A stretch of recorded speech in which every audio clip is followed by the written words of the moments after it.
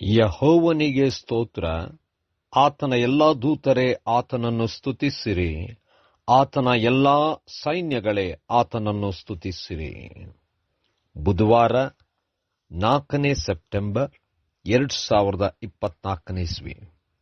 ಈ ದಿನದ ವಾಕ್ಯ ಧ್ಯಾನಕ್ಕಾಗಿ ನಾನು ಆರಿಸಿಕೊಂಡಿರುವಂಥ ವೇದ ಭಾಗವು ಪೂರ್ವಕಾಲ ವೃತ್ತಾಂತ ಪ್ರಥಮ ಭಾಗ 29ನೇ ಅಧ್ಯಾಯದ 9ನೇ ವಚನ. ಅವರು ಪೂರ್ಣ ಮನಸ್ಸಿನಿಂದಲೂ ಸ್ವಇಚ್ಛೆಯಿಂದಲೂ ಯೆಹೋವನಿಗೆ ಕಾಣಿಕೆ ಕೊಟ್ಟಿದ್ದಕ್ಕಾಗಿ ಜನರೆಲ್ಲರೂ ಸಂತೋಷಪಟ್ಟರು. ಅರಸನಾದ ದಾವೀದನಿಗೂ ಬಹಳ ಸಂತೋಷವಾಯಿತು ಎಂಬುವಂಥದ್ದೇ. ಕರ್ತನಲ್ಲಿ ಪ್ರೀತಿಯುಳ್ಳ ದೇವ ಜನರೇ, ಶುಭೋದಯ.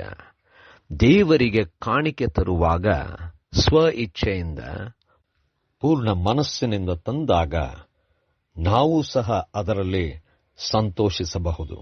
ಕರ್ತನಲ್ಲಿ ಪ್ರಿಯರೇ, ಈ ವಾಕ್ಯ ಧ್ಯಾನ ಮಾಡೋಣ. ಈ ದಿನದ ವಾಕ್ಯ ಧ್ಯಾನದ ಶೀರ್ಷಿಕೆ ಕೊಡುವುದರಲ್ಲಿ ಸಂತೋಷಿಸುವುದು. ಕರ್ತನಲ್ಲಿ ಪ್ರಿಯರೇ, ಈ ಒಂದು ಸಂದರ್ಭ ದಾವೀದನು ತನಗೆ ಇದ್ದಂಥ ಒಂದು ದೊಡ್ಡ ಕನಸು, ಅಭಿಲಾಷೆ, ದೇವರಿಗೋಸ್ಕರವಾಗಿ ಆಲಯವನ್ನು ಕಟ್ಟಬೇಕೆಂಬುದಾಗಿ. ಆದರೆ ದೇವರು ದಾವೀದನು ಕಟ್ಟುವುದಕ್ಕೆ ನಿರಾಕರಿಸಿದನು. ಕಾರಣ, ಯುದ್ಧದ ನಿಮಿತ್ತವಾಗಿ ದಾವೀದನ ಕೈಗಳು ರಕ್ತದಲ್ಲಿ ತುಂಬಿತ್ತು. ಆದರೆ ದೇವರು ದಾವೀದನಿಗೆ ವಾಗ್ದಾನ ಮಾಡುತ್ತಾನೆ, ನಿನ್ನ ಮಗನಾದಂಥ ಸೊಲೊಮೋನನು ಈ ಆಲಯವನ್ನು ಕಟ್ಟುವನೆಂಬುದಾಗಿ. ಈ ಸಂದರ್ಭದಲ್ಲಿ ದಾವೀದನು ತಾನು ಎಲ್ಲವನ್ನೂ ಸಿದ್ಧಪಡಿಸಿ ಬೇಕಾದಂಥ ಎಲ್ಲಾ ವಸ್ತುಗಳನ್ನು ಕೂಡ ಸಿದ್ಧಪಡಿಸಿದ್ದನು. ತನ್ನಲ್ಲಿದ್ದಂಥ ಚಿನ್ನ, ಬೆಳ್ಳಿ, ಬೇರೆ ಬೇರೆ ವಸ್ತುಗಳನ್ನು ದೇವರಿಗೆ ಕಾಣಿಕೆಯಾಗಿ ಕೊಟ್ಟಿದ್ದನು.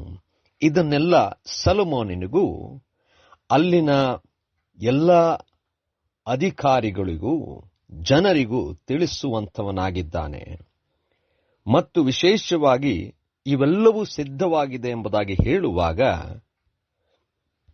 ಜನರೆಲ್ಲರೂ ಪ್ರೇರೇಪಿತರಾಗಿ ತಾವುಗಳು ಕೂಡ ಸ್ವ ಇಚ್ಛೆಯಿಂದ ಅವರು ಕಾಣಿಕೆಗಳನ್ನು ಆಲಯದ ಕಟ್ಟಡಕ್ಕೆ ತಂದರು.